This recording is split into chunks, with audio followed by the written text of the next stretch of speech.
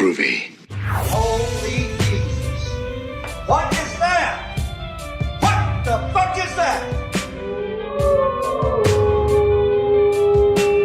From your favorite spooky boys. Do you think I'm spooky? The Beast of the Week podcast presents Creature Features.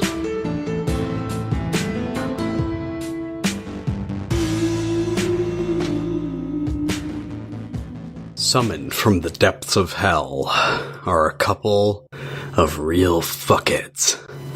And they're here to tell you all about their lives and just generally bullshit about cryptids and other things they've been thinking about. Welcome to Creature Feature. Creature Features, a side episode series of the Beast of the Week podcast. Welcome, welcome. I'm John Cannon. I'm Charley Pettit. I'm Sam Harris, coming from the tropics. Tropical Manchester.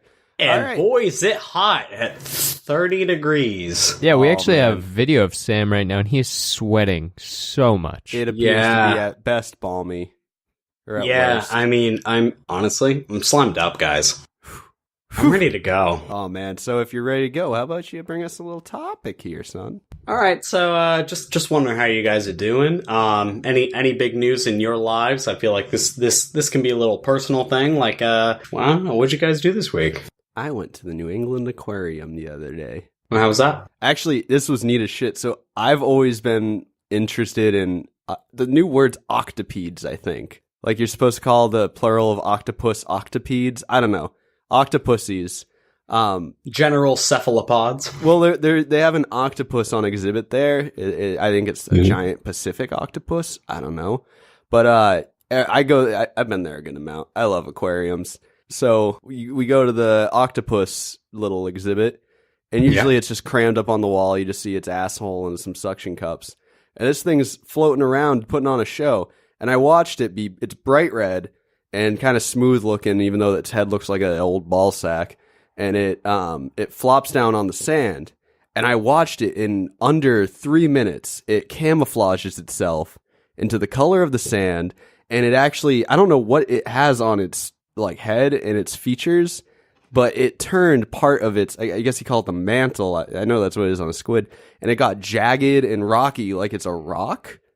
And its tentacles kept swirling around the rocks, but eventually it stood still and it just turned into a fucking rock.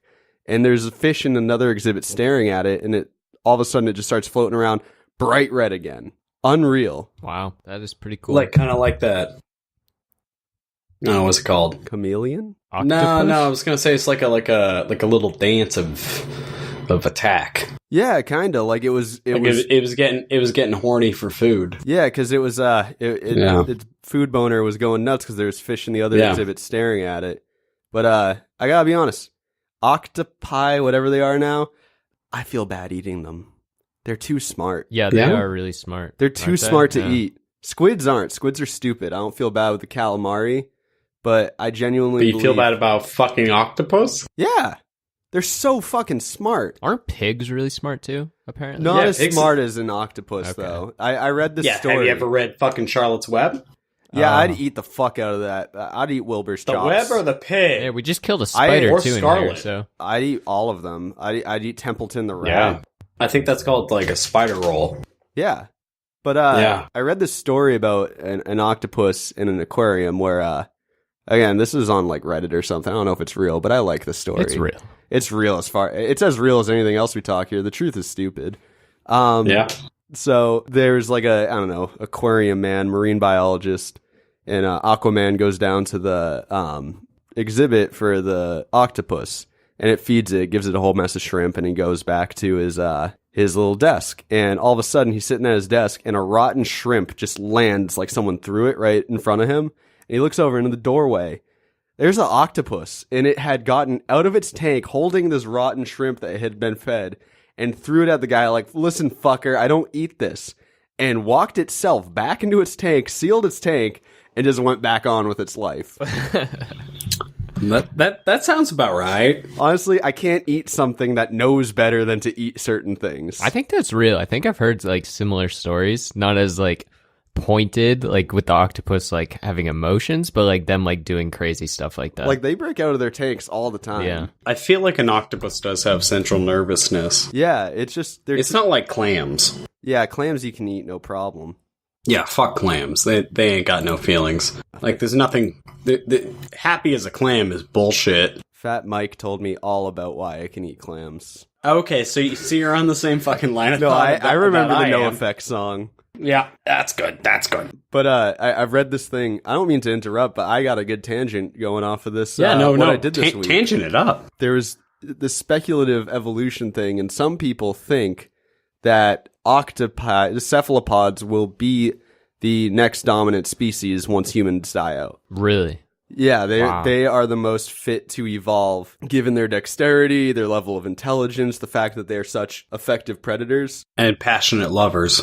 According to Japanese art that That's squids, don't. I peruse.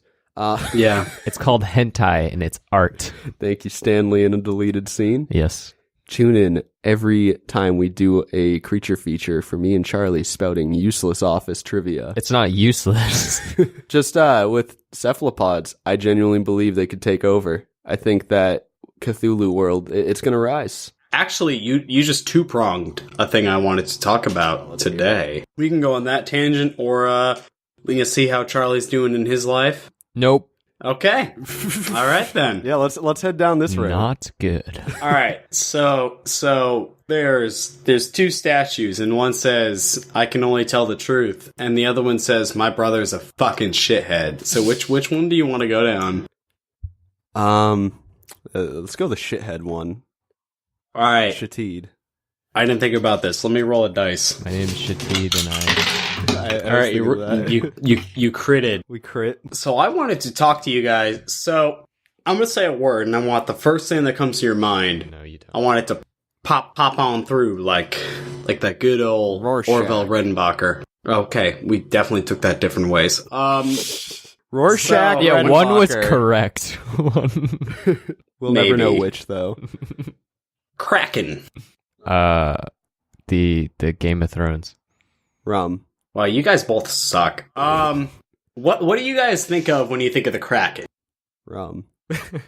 Okay, Game of but Thrones. no, I mean like the fucking animal. Holy shit, we're Johnny creature Depp. features. Johnny Depp. A Still not a cephalopod. creature. That's a human. It exists. Johnny we can't Depp talk about people. Once he started playing guitar for Marilyn Manson, he chose to become a creature. That's true. Do you think we could get him on? Yeah, Johnny's a listener. He's If kinda- everyone told me. donates to our Patreon page, we will have Johnny Depp on. Flat out promise. Yeah. We'll make it happen. Now that we put it out in the Kickstarter. universe, it's like the secret. It's gonna happen. All you gotta do is think of it and never try again. Let's burn some sigils tonight. Get the magic going. Yeah. Yeah, no, that's understandable. I brought in a Ouija So- board. Nice. Don't do that. Don't do that into that house. That's haunted. So the Kraken. What do you guys think the Kraken is? A leviathan, an unknown looking sea monster. We like to make it look like an octopus, but I don't think it's an octopus. I think it's kind of like how you call, like, we had leviathan. It's a biblical thing. But Yeah. as soon as we saw like a big ass whale, we're like, well, Leviathan, and then Mastodon. Leviathan. Mastodon There put we out go. a sick album cover with a whale on it, called it Leviathan. And you know what? They got me pumping through the gym every day. A squid. You think of a squid? All right. Tell me all about that. No. Why do you think it's a squid? No, just take your leading question and answer it yourself, please. I'm going with Johnny on this one. That shit ain't this fucking squid. And I'm looking at the Wikipedia page, and it says it's a squid on the picture, but it just says it does say cephalopod, which Giant cuttlefish. what the fuck even is a cephalopod? I think it's an offshoot of the mollusk. No, that's absolutely that's true. It is a part of the Ween discography. Yes. A nautilus, squid, or octopus. Yeah, like what makes it a squid? I think it's because it's known to destroy ships. It's big ol' Tentacles. tennis balls, Squidward tennis balls. Yeah, tennis balls. They could smash that boy easier. Has a squid ever destroyed a boat? No. Okay. Oh, Maybe it's because of the giant squid, right? Yeah, that's what I was like with the Leviathan. Yeah. We looked at whales or sharks with a kraken. It's a different thing. It's kraken ships, you know. Oh, see, the old Icelandic saga says, "Now I will tell you that there are two sea monsters. One is called the sea mist, The sea mist. and another the heatherback. Those both sound like sex moves. The heatherback is the largest whale in the world. Still sounds like a sex thing. It could be. And it says the hugest monster in the sea, which is, I love the word hugest. Hugest. But, like, I've never heard of a tale of, like, a squid actually taking down a ship. And I've seen Clash of the Titans. The sequel to Remember the Titans. That's true. That was a dramatic thing. Yeah, I'm not exactly an authority on nautical tales, but I feel like in even a mild interest in cryptozoology, you would have heard of a squid taking down a ship. Yeah, a little bit. Like, if you spend like 10 minutes reading about weird shit, you would find that out pretty fast. I've seen a giant squid. I went to the Smithsonian. It can't take down shit. I don't know. What if it flails hard enough? It doesn't have a big old mouth. It's got a its beak. little. I know it's got a beak, but is it going to take down? I mean, I guess like a fucking dinghy. I'm not saying it swallows it. I know it takes it down. I'm saying it. Yeah, I'm saying Maybe it's trying to get to the yolk of the ship. Maybe it sees this ship as an egg and it wants to fry it up. All the people in it. You don't look at an egg and say, "I'm going to eat that thing whole." You might, but you know. Yep. Maybe they have a hard-boiled Definitely. ship some days.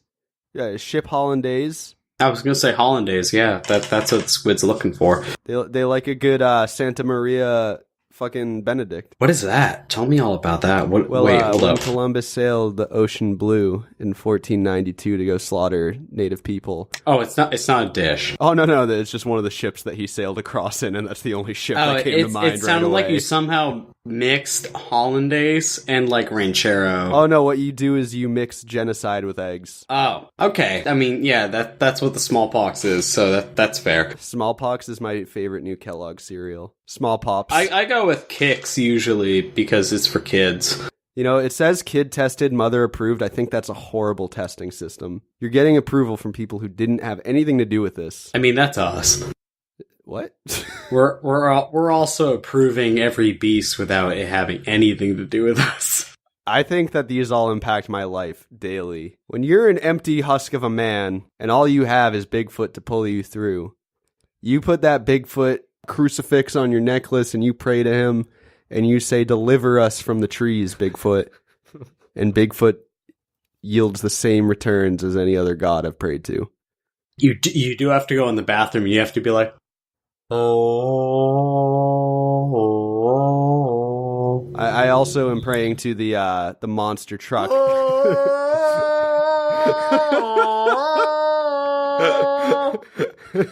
I think I might have messed up. I think I'm praying to the monster truck instead. Hell yeah! But you know what? That's sweet Gravedigger too. really has some occult connotations to it that I'm not ready to welcome into my spiritual life. That's fair. The monster trucks are scary. Charlie, what do you think about monster I trucks? lost you guys on this. Charlie. I've been trying to catch Charlie! up. I don't know. Hey! You know, Look at me! just keep talking. I'll find my way back. Okay, I'm No, lost. look at me. Look at my eyes. Oh, nice light blue, We got Sam on blonde video. hair. We got Sam on video for the first time on this podcast, so we get a good look at this greasy mug. He's beautiful. Yeah, I'm just sweating it up in the islands. He's wearing his and Havana button-up shirt, looking like Charlie Sheen on that show. He's got the sun You know hat the on. show. He's got the white marks all over his nose from that sweet sun block. There are topless women walking behind him every few minutes.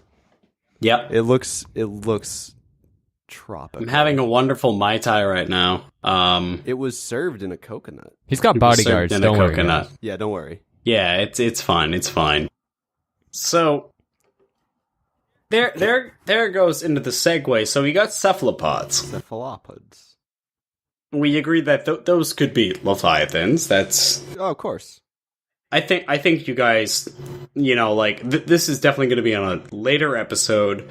So make sure you tune in cephalopods. And don't stop tuning. Don't stop tuning. Don't touch that dial. It's called your iPod. There's no dial. People even have iPods anymore?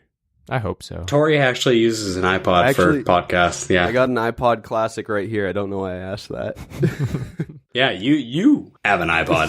iPhone. I'm sorry. I'm getting ahead of myself. But so You're getting behind yourself. I can only hope. I could use a massage. Yeah, a little prostate. Yeah, that too. So cephalopods. Now We'll get there. let's bring it on. Let's bring it on back to the tropics. Whoop, whoop, whoop. New England. Lovecraft is often depicted as in modern day kind of adaptations as a lot of his horrors being cephalopods. Right. Now, I have a big beef with that. Ooh. Big beef. As ribeye? Like raised. Yeah, oh yeah. You know, you can serve a family for at least 2 days on this beef. And that rib roast. It's a big beef, but it's a big family. And I recently watched a trailer for the new Call of Cthulhu game, forgot which is about actually, there's actually 2 coming out. Market saturated. With 2. That's enough. Yeah, I mean, honestly, that is plenty. And in both of them, they kind of do actually, the first one they don't. It's just kind of investigating. But the second one, they do the whole, like, octopus thing. Right. And I was wondering if you guys have any opinions on my creaky-ass chair and cephalopods in Lovecraft. I don't know if Charlie knows Lovecraft well. I do not know Lovecraft at all. Can you give me a brief overview? And for the viewers who have no idea. All right, so HP Lovecraft is a Rhode Island man, and his big thing was cosmic horror, which, to summarize it, is that the horror comes from feeling small in the grand scope of the universe. Well, can I interject? Yeah, absolutely. Go for So it. another term that people often use with HP Lovecraft, they call it eldritch horror, which is kind of like it's kind of like that gothic imagery, like kind of dark towns and castles, like real old school New England feel. Because he was early 1900s writing. He's from Rhode Island, wrote exclusively in New England for the most part, and it's Lovecraft's really about the feeling he evokes. Like, there's common themes in all of them, but a lot of it, like, you know, you're reading Lovecraft or Lovecraftian horror because of that kind of, it's dread that I'd describe it as. Interesting. He can go from the microcosm of a single being unknown to a vast spectrum of unknown. I believe that the tale is called The Cave, where it's really just 2 people in a cave, and one guy's freaking out because he can hear something else. And that's it. You can't see it. That's it. And, yeah, I mean, it's actually, I highly recommend checking it out. If I were to recommend anyone like Charlie and anyone who doesn't know Lovecraft, my favorite primer to him is Shadow over Innsmouth. I think that gets the... That's Is also... that a novel or a short story? They're all short stories. Oh, He was a okay. short story Yeah. writer. That's easy. Yeah. So... He was like the middle ground. He filled the gap between Edgar Allan Poe and Stephen King. Pretty much. Or Stephen King was just like, I love this. I mean, This is he's a good. New England boy too. Yeah, Where- Rhode Island. Is he actually... Well, is he Stephen King's from Maine. New Oh, England? yeah, Maine. Yeah, you're right. And Yeah, he puts everything up near us. yeah, well, they both have fictional towns that they set a lot of things in. Where Stephen King has Castle Rock, Maine, and not Edgar Allan Poe, H.P. Lovecraft had Arkham, Massachusetts. Which is Lowell. Yeah, that's true. I've seen... At least this is a suspicion. I've seen enough of H.P. Lovecraft's, like, you know, like what he bases everything off of. Modern day, like, Call of Cthulhu is a great tabletop RPG that I love playing. Where Arkham is, you can pretty much just take a map of Lowell and transparent on top of Arkham. So I'm pretty sure the Miskatonic is the massive Beasic, Right. which I actually live on. So yeah. and I think Innsmouth is Provincetown. But yeah, keep going on Lovecraft. So a lot of the times, and this might be difficult for you, Charlie, but you might be, you're our control group right now. You don't know anything about it. I don't know anything about anything. You're the people that got for the O.J. Simpson trial. you somehow fucking don't know anything about this, and that might aid a lot. So, Lovecraft often is depicted with, like, all these tentacles and all that shit, like cephalopods, Cthulhu's a cuttlefish, all that. But I've got beef. I feel like it is misinterpreted as octopi, cephalopods, where I feel like the high thing with the old gods, elder gods, and you can even stretch this upon to the Anunnaki, which we have not, I don't think, even brought up yet. Hey folks, today's podcast is brought to you by Audible. Get a free audiobook download and 30-day free trial at www.audibletrial.com/thetruthisstupid. Audible has over 180,000 titles to choose from for your iPhone, Android, Kindle, or MP3 player. I've been using Audible, and I've been listening to Fingerprint of the Gods by Graham Hancock. It's a great book about Earth's lost civilizations, and listening to it just makes it all fly by. For you, the listeners of the Beast of the Week podcast, Audible is offering a free audiobook download with a free 30-day trial to give you the opportunity to check out their service. So give them a try. Once again, that's www.audibletrial.com/thetruthisstupid. That's really all I can say is that these beasts, and although Charlie, you might not, I'd like to see John's take on it and then your opinion. Where Lovecraft is often depicted with cephalopods, but I feel like that's misinterpreted because it is the closest thing that one can view as a being of energy, which I feel like a lot of aliens could be. We have this very centric view on what life can be. Is it when talking about would the right term for anthrocentric, that's the word I'm thinking of. We have a very anthrocentric. Well, yeah, just the idea that it's all humanoid to some degree. Yeah, exactly. Well, I actually, this isn't my thought, but it's from an article I read that I really liked about Lovecraft, and it's not. This does touch on the Anunnaki, but it's more about the feeling that Lovecraft brings up because. When you hear in the stories about, the Lovecraftian horrors, specifically Cthulhu, you talk about people who are driven to madness just at the plain sight of these things.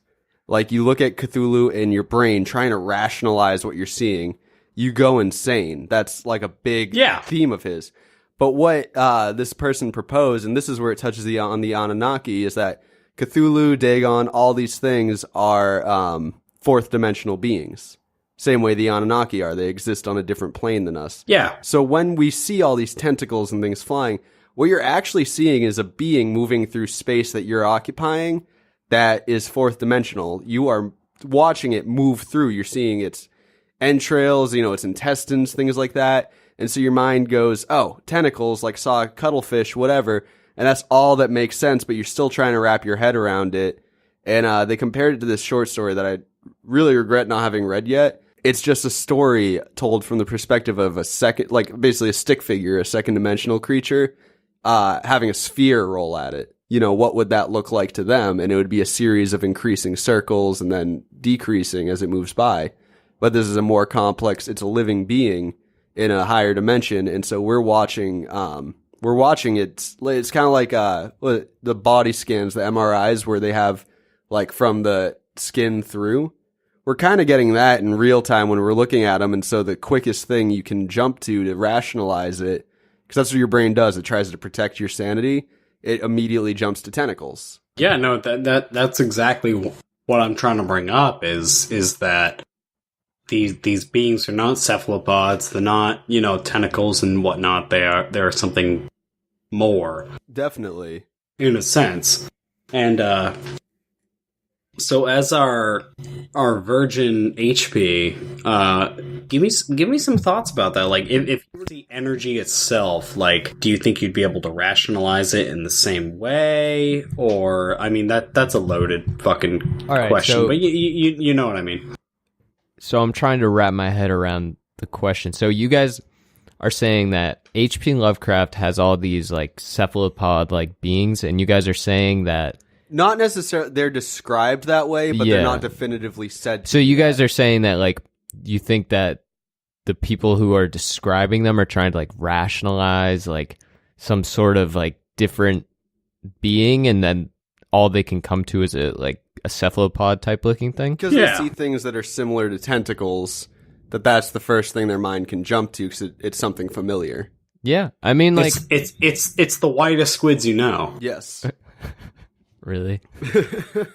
Yeah. Yeah, I mean, like I guess that makes sense. I regret not having read any HP Lovecraft. I wish that I could more understand what you guys are. I think I got a copy of some of his short stories somewhere. If you want to take a look, yeah. I think you have the You don't have the Necronomicon. You have the other one. I have it. It's not here right now, but I have it somewhere. But also something I want to bring up because HP Lovecraft. I understand why people jump to cephalopods so readily, even though it's not directly described as being definitively cephalopods. Because so much of his horror and his creatures are nautical. They exist under the ocean. Absolutely. And like in Call of Cthulhu, I think it's the first story that had Cthulhu mentioned in it. You have a mariner and he's going around. He's lost and he comes across this island, I guess. And it's uncharted and stuff, and the architecture there is just wrong to the human eye. I think they describe it as Cyclopean. Non-Lucidian. They call it non-Euclidean. Yeah, okay, there we go. You have the right. They call it non-Euclidean, but they also call it Cyclopean, I'm nearly positive. Yeah, no. And I think that there's an argument to be made that that's similar to the idea of cephalopods taking over the world after humans, that they are capable of this kind of culture, or maybe at one time were. Yeah, could it be possible that Lovecraft had his shit together and he was just like, nah, one time I went to the Boston Aquarium that totally didn't exist at the time, and he saw an octopus and he was just like, that guy right there, I got 2 arms, that motherfucker's got 8. Yeah, Squidward reigns. I mean, maybe he was trying to warn us, but I think, now that I think about it, I like both theories that, as we study cephalopods more, we understand their capabilities. Maybe there's something to thinking of them as cephalopods. Maybe there's something to viewing them like, because they talk about, Cthulhu lays sleeping. That's a big part of it. These things are dormant, waiting to take over. It'll be the end of the world, more or less, at least for humans. Maybe it's the ocean uprising. Possible. We got water levels rising. We have ice caps melting. There's actually, this is something that's kind of sad for humanity, but exciting for our podcast, is that people are saying that as the oceans warm up, we're going to see deep sea creatures rising up to go after food, habitat, and all that, because it's just too warm down there. They have to adapt to the change. And I think that's an interesting idea, and it's very possible we're going to see these crazy undiscovered things in the next, I don't know what few years means, but in the future. Are octopus deep sea? A lot are. So there could be like so many more than previously known. We have no idea what we might come across. You have no idea. Maybe the fucking megalodon's around. I fear that. Cape Cod is where he'll come. Yeah. That's the thing. Who knows what we're going to fucking find? Yeah, which we may touch upon. We may have already touched upon, but, that kind of thing, like a Nessie, Champ, who knows what changing temperatures, because that is such an important part of an ecosystem is temperatures and the different types of, like, cold-blooded, hot-blooded. It would affect everything big time. Exactly. And I don't know, just as I think about, because I always thought of Cthulhu as the rationalization of a being we can't understand. Mm-hmm. But I kind of do like the cephalopod argument too. Not just from an aesthetic standpoint, even though that's a sick aesthetic of a horror, like a evil cuttlefish-headed monster, but also because, maybe that is what it is. I don't know if he'd specifically describe them as fourth-dimensional beings. I just haven't read Lovecraft in a long time, so I can't be sure. Yeah, I can't follow you up on that. I just figured it'd be a fun thing to talk about real quick. it's really interesting because I'm at zero research. Lovecraft is like such a big like there was one story, The Color from Outer Space, I think it is, and the whole story is that there's like this blight on a farm, Yep. and it's caused by this extraterrestrial thing that took root in the ground or a well there. But a lot of them are a lot like classic B movies where like aliens invade and stuff. Like, do you guys remember that movie Slither? No. No, I've never seen it. It was like I think it's Slither. It was like a parody B movie type thing where like these eel grub things take over and they'll like inhabit your body and stuff. But it's a similar idea, like just these like kind of like small town invasion type things. Lovecraft really kind of on a handful of his stories took that kind of idea. And similarly, Lovecraft, I believe, I'm going to paraphrase the shit out of this to the fact that it's almost not even the same thing, but that there's nothing scarier than an abandoned New England house. True. And that's coming from the guy that was just like, oh yeah, no, there's outer gods that are going to fucking just wreck you. Completely wreck you, unless you have a cat for some reason. You should go find some abandoned New England homes then. Wouldn't be that hard. Yeah, explore them. Fun fact, I love HP Lovecraft. I love his stories. He was extremely racist. Oh, really? He had a Oh, big time. he had a cat with a certain name, N-word man. Wow. And just his story, he was an odd dude. Like, a lot of the speculation is that he was heavily on the autism spectrum. He lived with his mother his whole life. Yep. Never got any fame as when he was alive. Yeah. He wrote into like weird like sci-fi magazines and stuff. And he died a virgin. That's just a fact that people know for some reason. Wow. He was a weird looking dude. So maybe he thought this was all real. Honestly, It's possible. maybe he knew it was real. Maybe True. we're Yeah. living the lie. Yeah. Maybe he's Cthulhu. No. I don't think Cthulhu works like that. I don't Yeah, I don't think Cthulhu doesn't fuck, loves a cat, and then lives with his mom and dies. I'm just gonna say I don't know enough. It kind of ruins the punch of Cthulhu if he's not great. Just a fucking neat Cthulhu that not in education or training or whatever. Neat. Yeah, NEET. NEET. It stands for not in education, employment, or training. It's just someone who's doing nothing. Oh shit, I didn't know that. Yeah, it's like a real thing. Yeah, no, that's definitely a real thing. I'd love to be it. Right? Just being like a stay-at-home dad or some shit. Just being like, yo, I take care of the cats, I give the kids peanut butter jelly sandwiches, and then I play The Witcher. That's really my dream, is to be a trophy husband. Same. Although this is gonna be a short trophy, but yeah, same. Be a small little, I mean, maybe third place, but you know, there's a lot of people out there. I'm okay with being a bronze trophy. Yeah, I'm okay. Honestly, we love the bronze gods, so maybe silver. I don't know. Either way. So I thought that was something just to all the listeners out there. Just jog your thoughts. You know, kind of think about. You know, there could be beings out there that don't cohere. I remember in the I want to say the 80s or 70s, there was a lot of sci-fi, maybe even earlier, like 50s, sci-fi comics like The Beings of Mars. Instead of being carbon-based, they're silicon-based. And Right. and you can take that one step further, that's saying, why would they have to be matter-based? So like energy based.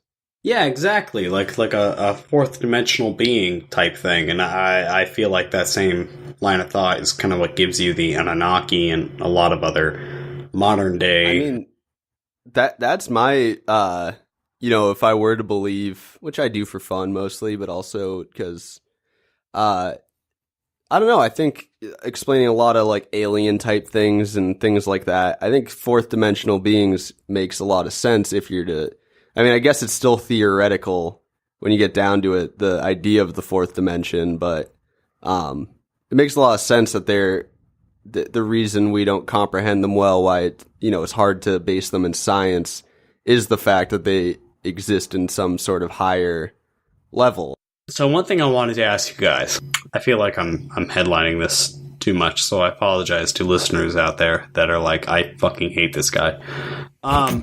That's most of them. Yeah, no, I can only imagine. And Joey's gone this episode, by the way.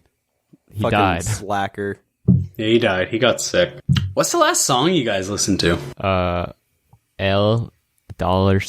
$D by ASAP Rocky, which has a really cool music video if you haven't seen it. So you should go check that out. I was listening to some 90s grunge today. I was listening to Nearly Lost You by Screaming Trees. I was listening to some nice 2003 pop punk. Oh, yeah? Dance Dance by Fall Out Boy. Oh, yeah. That's a good one. I haven't been listening to that enough lately. I gotta say, when we went to the cabin, and you were playing Folie à Deux, which is my favorite Fall Out Boy album. That's the teddy bear one, right? Yeah, that's the best one. It's the best one. It's the best pop album. So every day going to work, it's one of the songs I listen to. Although sometimes I listen to Through the Fire and Flames on my way to work. I just got an aside here. I'm going to release the Kraken. Nice. Kraken. That's not rum. Get it? I know, but I cracked a beer. I released the Kraken. Speaking of which, what you guys drinking? I'm drinking Two Hearted Ale. It's an American IPA from Bell's Brewing. I got it because there's a trout on the can, and that made me feel cool. Nice.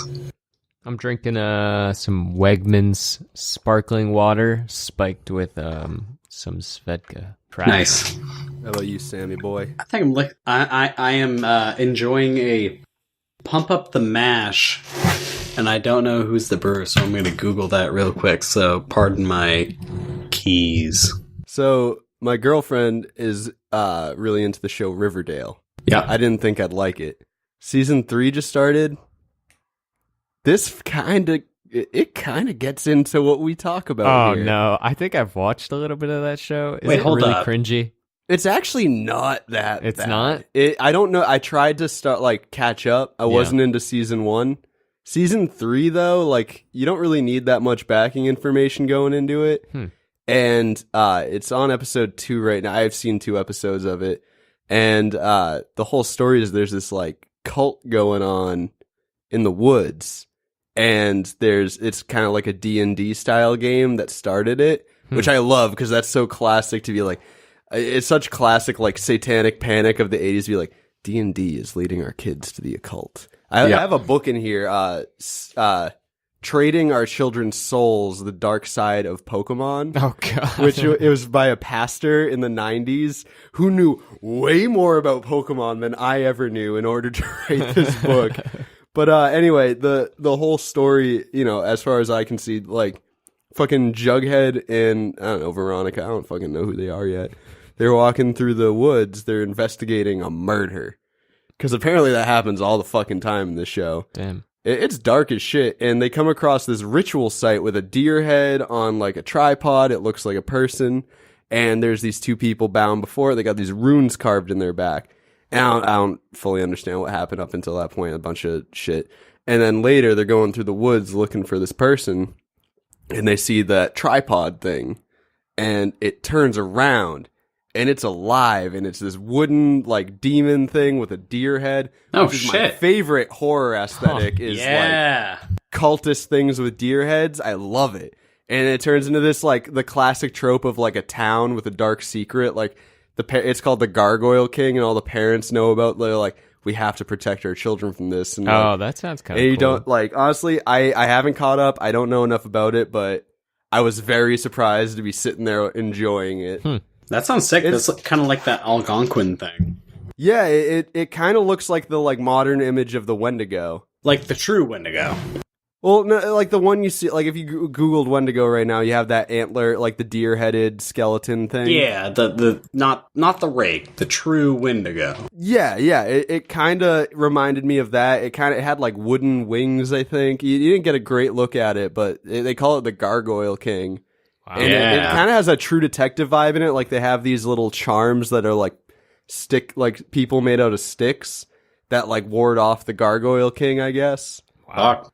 That sounds kind of cool. Honestly, I might start to watch it. And they got like all these like warring biker gangs of like 17-year-olds and shit. Like, I'm very surprised I sat down and watched the show and was like, damn, this is pretty good. But the Gargoyle King, just the imagery of that is my favorite aesthetic in horror. Something about like deer skulls being on like a human thing. It freaks me out, but it also looks so cool. Also, I'm not far enough to vouch for it, but the same night I watched 2 episodes of The Haunting of Hill House. It's or so whatever. good. So good. It's some of the so best good. horror. Some of the best horror I have ever seen. Like, I've seen some bad reviews, and I can understand what they're going for, but the first couple episodes, up until, like, the very, very end, they're so good. There's so much, like, just great film work, and eventually you start watching the show, and you are looking for every little, like, hallway. Yes. And you're not even paying attention to the people. You're just listening, and you're just like, alright, what's in that hallway? What's in that? It sends you through so many loops because you're watching it, and I'm looking. When I watch horror, I like to analyze it because when I watch horror, like, you know, we watch Amityville Horror. Like, so many of these movies, especially hauntings, are like kind of projections of shit that's going on with the family. Like Amityville Horror, abusive family. That's just straight up what it is. They admitted that's what it is for the most part. Like, it's been debunked as a hoax over and over again. And like The Conjuring 1 and 2 are like everything's about family disruption. Haunting of Hill House dives right the fuck into that. Yeah. And because they address it so readily and because they keep doing these flashbacks between past, present, sometimes they warn you about it and sometimes they don't. And so you're just you have no idea what's going to happen yet. You know, next, you know, you watch enough horror, you kind of get the idea. Once you sit down to a movie, it's like, so this is the motions we're going to go through, especially haunting movies. No, this one, every time I think that the thing's going to happen, it doesn't happen. Yeah. Now, and towards the end, John, you are in for a treat because Tori and I think we watched that. We pretty much binged it in one weekend because we liked it so much. Like, we'd stay up till like 2 a.m. just watching this show in complete darkness with like maybe a candle because fucking badass. I couldn't do that because aesthetic. No, but it's so good. It is the fact that they took a horror and spread it across such a long time frame. There's the cheap jump scare, but it comes at you at a point where you're finally like ready to relax. Yeah. And I love that so much. There's so many things that they discuss. The only problem I have with it, and this is a spoiler alert, I'm not saying for you, for anyone. The original book that it's based off of, they cut a lot of characters and they added a bunch of characters. It is very male centric, whereas the book was very female centric. So for anybody that wants to get into that, keep that as a note. It is still a fantastic horror, and I would recommend it to anybody. Blown away. I'm 2 episodes in, and I'm blown away. Like, I'm so psyched to sit down and watch some more of it. And I love the perspective that they do. They give every family member an episode. Yeah. And then towards the end, it just kind of becomes like a big mash of all of them. Crescendo. Yeah, exactly. To put it in horror words, a cacophony of family. Cacophony. Yeah. Cacophony. A cacophony, and that's a Count Chocula pun. Did you? Oh, okay. Let's jump on that train real quick. Did you know there's 2 other fucking monsters in that lineup that are not on the shelves? Fruit Brute. Yeah, Fruit Brute. Fruit Brute and Yummy Mummy. Yeah, I couldn't remember that one. Yeah, those were 70s ones. They're not around anymore. Yummy Mummy was actually late 80s. Okay. And Fruit that's Brute like a Stranger was Things the year after.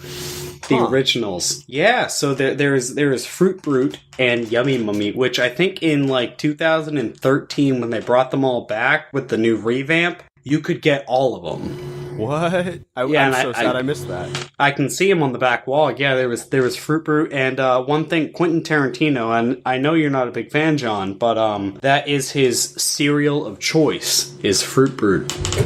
You know what's funny is Norm Macdonald, my favorite comedian, like almost constantly brings up Count Chocula and something. Like he was on Comedians in Cars with Jerry Seinfeld. Yeah. And like there's always a bit where they do kind of like a scripted conversation on the phone saying, "Hey, I'm Jerry Seinfeld. I'm gonna pick you up for some coffee." And it's Norm Macdonald, and he's like, "Yeah, I gotta show myself. It's it's me sitting eating Count Chocula by myself."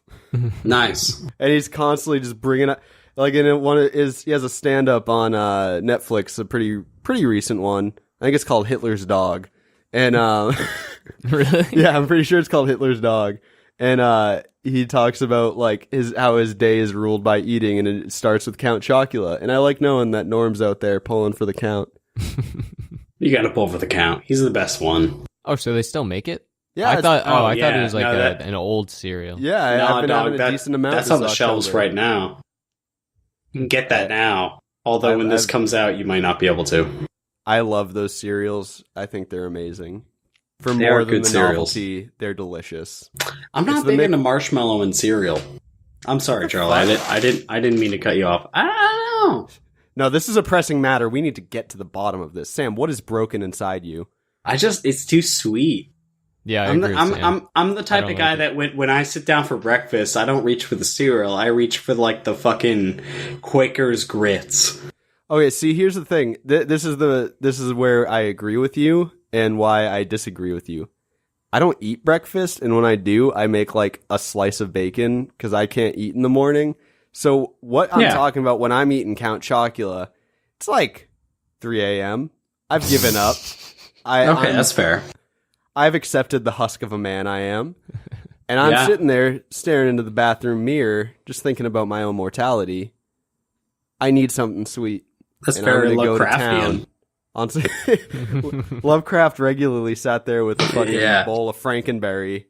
Yeah. No, I mean, I get that. At the end of the day, like, if I ever brew beer, I usually put in, like, a pack of Rice Krispies. And there's Can always we make a a little... Frankenberry beer? Yeah, I'm fine with that, yeah. That would be dope. Actually, Frankenberry, like, sour sounds really fucking good. Right? You have to sift out the fucking marshmallow, though, because there's No, like that's darn it. When you fats. serve it, what you do is you brew it, and then you keep a thing of the marshmallows. You sift those out, and then you drop a few in right when you serve it. That sounds disgusting. It's like hot cocoa. That's That actually, no, that sounds good. That sounds actually really Right? like or you can dust them and like rim the glass.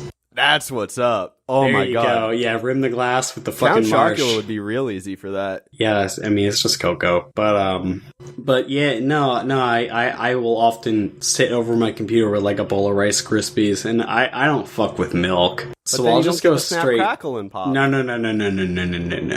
heavy cream, just heavy cream. Cream in your. Yeah, like just a little bit, just to kind of get that like slime. That I To love. get that, just a bowl of buttermilk and fucking Lucky Charms. Jesus Christ. Yeah, no, I'll gremlin that shit. You're a So- fucking abomination if you're eating your cereal with heavy cream. Yeah, Coming no, up on next I'm- week on Beast of the Week is the gremlin that is Sam Harris eating fucking cereal with heavy cream. Dude, you don't even know the gremlin shit I do. I'll eat chili with my bare fucking hands, like out of the fridge, not warmed up. I'll be like, No, that one I I'm know. hungry. Chili time. And Toria will yell at me. She'll be like, there's a spoon next to you. I'll be like, I don't want to dirty it. And I just eat chili with my hands, like soup with my hand, because it's kind of congealed. You know, like after it's been in the fridge for a bit. I know. I just find you to be a man of sin now. I mean, that's fair. Even Satan won't help you now. Even he has limits. Yeah, that's why I pray to Asmodeus or some fucking elder god. All right. Well, thanks, folks, for listening in to a very undirected, unorganized, and hopefully fun conversation about whatever the fuck's on our weird ass minds. Yeah. This has been a creature feature segment of the Beast of the Week podcast. Tune in eventually for us actually talking about things. I'm John Cannon. I'm Charlie Pettit. And I'm Samuel Harris.